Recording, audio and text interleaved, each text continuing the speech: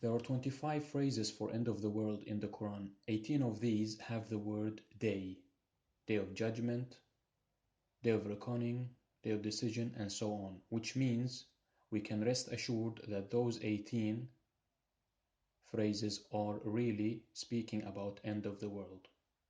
How do we make sure if the other 7 are referring to end of the world when they don't have the word day in them? What rules are we following? Well, the first thing to look out for is, do they start with an alif and lam? That's the first thing to look for. And to look up an example, if we look on the hour, verse 30, 55, I've written a verse as an example for each of these 7 phrases. If we look on the hour, we read 30:55. It says, on the day when the hour comes to pass, the guilty will swear that they lasted in this world only 1 hour. That is how wrong they were. So you see, the hour with capital H compared with 1 hour in Arabic, as-sa'a compared with sa'a, that is referring to day of judgment, that is referring to 1 hour. Let's go to the next phrase, the incident. Let's look up verse 56:1. It says in Arabic, إذا وقعت الواقعة, when the inevitable comes to pass, or when the incident comes to pass, whichever phrase you want to use, it doesn't matter. But in Arabic, al-waqi'ah, you see that? It's talking about end of the world.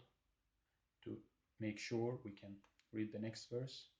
It says nothing can stop it from happening. It will lower some and raise others. The earth will be shaken up, and so on. End of the world, definitely. Let's see the third one, the definite. Let's look up the verse. It says, the incontestable event, al-haqqa, or the definite event, whichever you want to use, doesn't really matter. But if we look on the original Arabic Quran, al-haqqa, is it really referring, is this event to the end of the world? Mal-haqqa, what is this incontestable event? وَمَا أَدْرَاكَ مَا-الْحَاقَّةُ, it is truly incontestable. So it's all talking about the event of end of the world. The verses, the context. Let's go to the next one, the shocker, which is mentioned straight after this. Thamud and Ad disbelieved in the shocker. So obviously both of them refer to the same, Al-Haqqa and Al-Qari'ah. Both are referring to the same event, day of judgment. And the shocker, we can see it here as well, Al-Qari'ah. Mal Qari'ah, what a shocker. وَمَا أَدْرَاكَ مَا الْقَارِعَةُ, Yawm, on that day. So it is definitely talking about the day of judgment. Okay? Let's jump these two now and go to the overwhelming. 88:1. It says, are you aware what the overwhelming is? Or are you aware of the overwhelming? It's a phrase, it's a capital O. You see that? Rashad put a capital O. Are you aware what it is? What does the next day say? وجوه يومئذ خاشعة. Faces on that day will be shamed. Talking definitely about end of the world. Now let's go to these 2. Why did I leave them to the end? Let's go to them. Before we go to them, let me show you something. Now,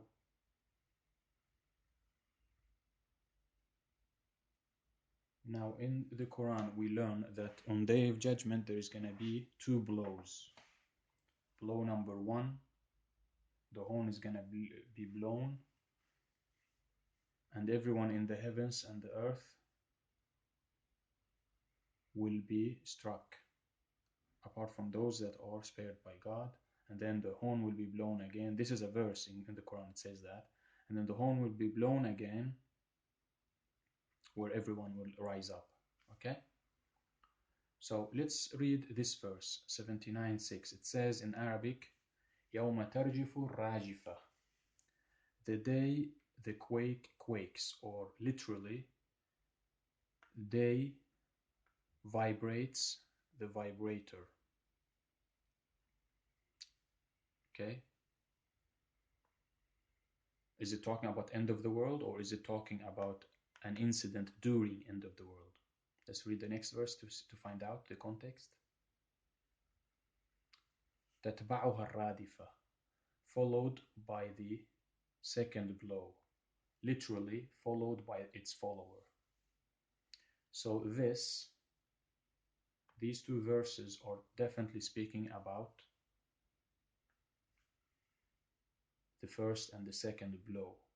That's why we cannot use a rajifa, for instance, the quake, as a name for end of the world. Doesn't make sense. Rasha didn't even put it as a capital. So let's now compare this with these 2. Okay, let's start with this first one, 79:34. Rashad translated it, then when the great blow comes. In Arabic, فَإِذَا جَاءَتِ الطَّامَّةُ الْكُبْرَى. Is it talking about any of these? Do we know what is it talking about, the first or the second blow, or is it talking about the entirety of that day? How do we know that? We read the context. The next verse. يَوْمَ يَتَذَكَّرُ الْإِنسَانُ مَا سَعَى. That is the day when the human will remember everything he did. It's talking about the entirety of the day. Hell will be brought into existence, and so on. Let's look at the second one, 80:33.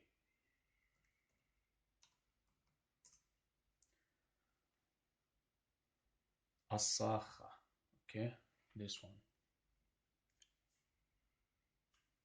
فَإِذَا جَاءَتِ الصَّاخَّةُ.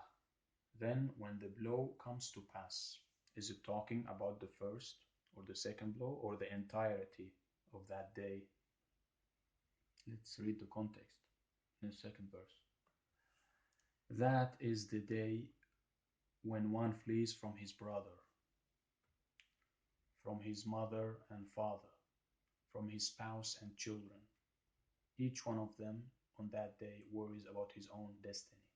So it's not speaking about an event during end of the world. Speaking about the entirety of the world, of Day of Judgment. So that's how we know. We know by the alif and the lam and by the context.